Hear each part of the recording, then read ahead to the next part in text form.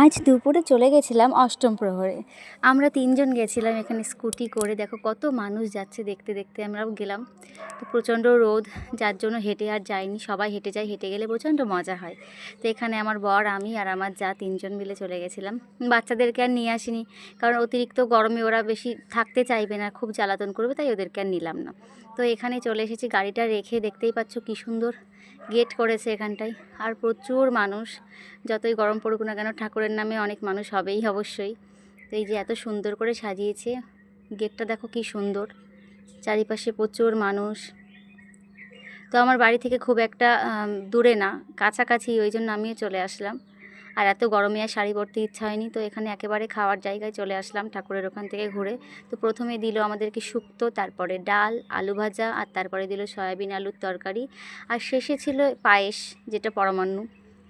খুবই সুন্দর হয়েছে রান্নাবান্না। মানে আমার তো অষ্টম প্রহরের রান্না খুবই ভালো লাগে খেতে। তোমাদের কেমন লাগে জানিও।